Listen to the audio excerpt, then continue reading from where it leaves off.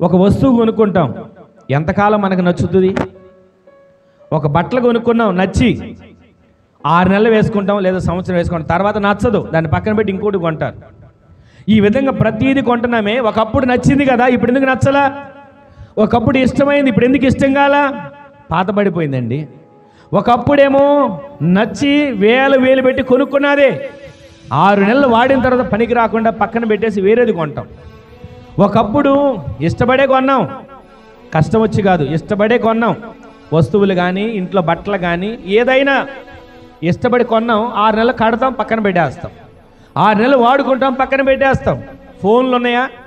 ఇష్టపడి కొంటారు వేలు పెట్టి. అది కొన్న 3 నెలలకి మరొక మోడల్ వచ్చిందని చెప్పి దీన్ని మార్చేసి ఇంకోటి కొంటారు. మరి ఒకప్పుడు ఇది ఇష్టపడే కదా కొన్నాం, ఇప్పుడు ఏమైంది? అప్పుడు ఇష్టమే కానీ ఇప్పుడు కష్టం వచ్చింది, మరొక కొత్త మోడల్ వచ్చింది.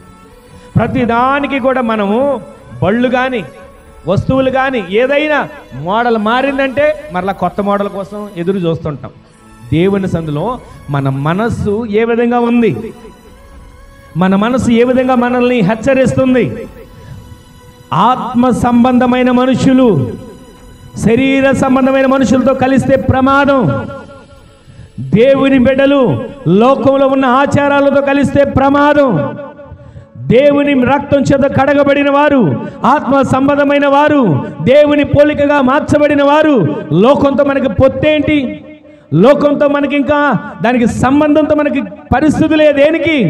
ప్రతిరోజు కూడా మనము ఆత్మ సంబంధమైన దేవుని మీద ఆధారపడి శ్రమైన, కష్టమైన, ఉపద్రవమైన, వస్త్రహీనతైన, బలహీనతైన ఏ రకమైన రానివ్వండి, ప్రతి దానిలో దేవుని మీద ఆధారపడుతూ ఆయనలో ఆనందిస్తూ అతిశయించే వారికి మనం మార్చబడుదుముగాక.